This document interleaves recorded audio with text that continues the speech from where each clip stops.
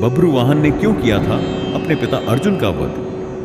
महाभारत की कथा में एक प्रसंग आता है जब बभ्रुवाहन एक युद्ध में अपने पिता अर्जुन का वध कर देता है। अर्जुन ने द्रौपदी और सुभद्रा के अलावा 2 अन्य विवाह और किए थे।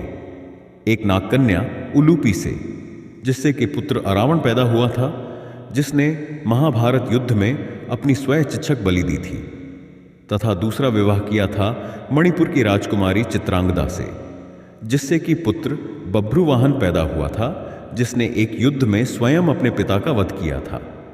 आइए विस्तार पूर्वक पढ़ते हैं कि आखिर क्यों बभ्रुवाहन ने अपने पिता अर्जुन का वध किया तथा अर्जुन पुनः कैसे जीवित हुए। युधिष्ठिर ने किया अश्वमेध यज्ञ करने का निश्चय। महाभारत युद्ध में भीष्म पितामह की मृत्यु से युधिष्ठिर को बहुत दुख हुआ। तब महर्षि वेद व्यास व श्री कृष्ण ने उन्हें समझाया और धर्मपूर्वक शासन करने के लिए कहा। शोक निवारण के लिए महर्षि वेद व्यास ने युधिष्ठिर से अश्वमेध यज्ञ करने के लिए भी कहा। तब युधिष्ठिर ने कहा कि इस समय राजकोष खाली हो चुका है। अश्वमेध यज्ञ करने के लिए बहुत से धन की आवश्यकता होती है जो अभी उपलब्ध नहीं है। युधिष्ठिर की बात सुनकर महर्षि वेद व्यास ने बताया कि पूर्व काल में राजा मृत ने एक बहुत बड़ा यज्ञ किया था। उस यज्ञ में उन्होंने ब्राह्मणों को बहुत सा सोना दिया था। बहुत अधिक मात्रा में होने के कारण ब्राह्मण वह सोना अपने साथ नहीं ले जा पाए। वह सोना आज भी हिमालय पर पड़ा है। उस धन से अश्वमेध यज्ञ किया जा सकता है। युधिष्ठिर ने ऐसा ही करने का निर्णय लिया। महर्षि वेद व्यास के कहने पर पांडव हिमालय गए और वहां राजा मरुत के धन को प्राप्त कर लिया। उस धन को ढोने के लिए पांडव बहुत से हाथी, घोड़े व सेना लेकर गए थे। उनकी संख्या इस प्रकार है: 60,000 ऊंट, 1,20,00,000 घोड़े, 1,00,000 हाथी, रथ और छकड़े।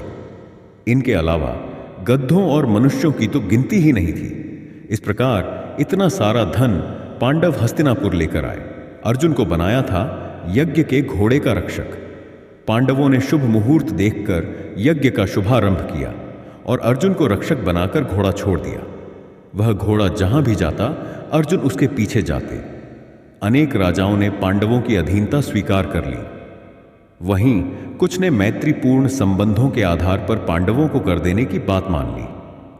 किरात, मल्लेच्छव, यवन आदि देशों के राजाओं ने यज्ञ को, घोड़े को रोक लिया। तब अर्जुन ने उनसे युद्ध कर उन्हें पराजित कर दिया। इस तरह विभिन्न देशों के राजाओं के साथ अर्जुन को कई बार युद्ध करना पड़ा। उलूपी ने उकसाया था बभ्रुवाहन को युद्ध के लिए। यज्ञ का घोड़ा घूमते घूमते मणिपुर पहुंच गया। यहां की राजकुमारी चित्रांगदा से अर्जुन को बभ्रुवाहन नामक पुत्र था। बभ्रुवाहन ही उस समय मणिपुर का राजा था। जब बभ्रुवाहन को अपने पिता अर्जुन के आने का समाचार मिला तो उनका स्वागत करने के लिए वह नगर के द्वार पर आया।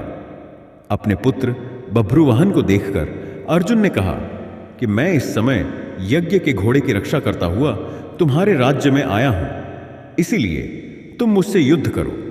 जिस समय अर्जुन बभ्रुवाहन से यह बात कह रहा था उसी समय नागकन्या उलूपी भी वहां आ गई। उलूपी भी अर्जुन की पत्नी थी। उलूपी ने भी बभ्रुवाहन को अर्जुन के साथ युद्ध करने के लिए उकसाया।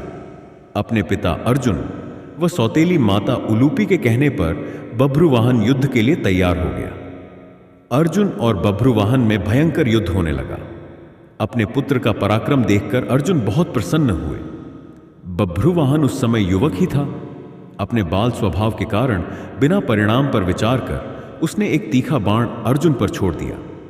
उस बाण को चोट से अर्जुन बेहोश होकर धरती पर गिर पड़े। बभ्रुवाहन भी उस समय तक बहुत घायल हो चुका था। वह भी बेहोश होकर जमीन पर गिर पड़ा। तभी वहां बभ्रुवाहन की माता चित्रांगदा भी आ गई। अपने पति व पुत्र को घायल अवस्था में धरती पर पड़ा देख उसे बहुत दुख हुआ। चित्रांगदा ने देखा कि उस समय अर्जुन के शरीर में जीवित होने के कोई लक्षण नहीं दिख रहे थे। अपने पति को मृत अवस्था में देखकर वह फूट फूट कर रोने लगी।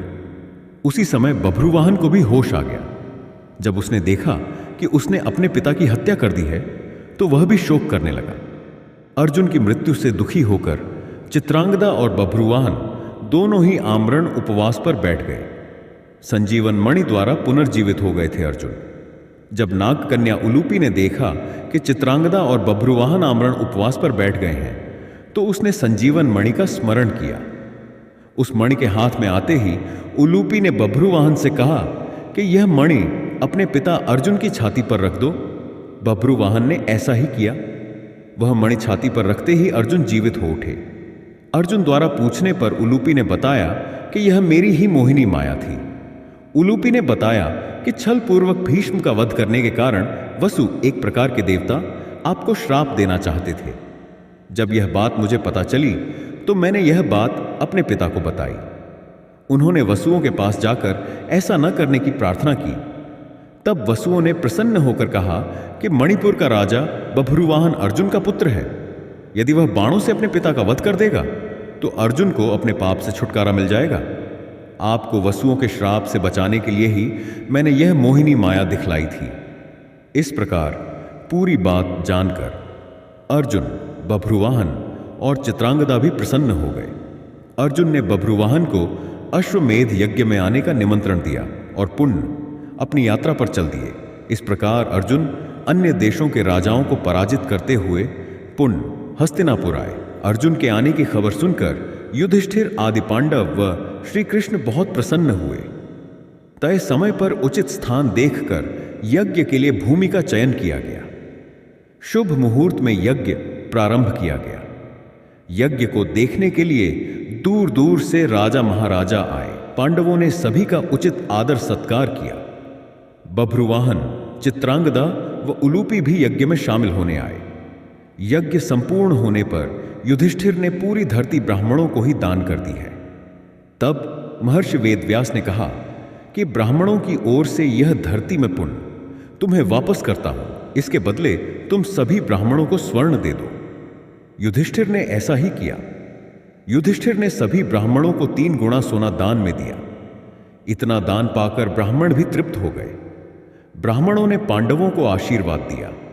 इस प्रकार अश्वमेध यज्ञ सकुशल संपन्न हो गया।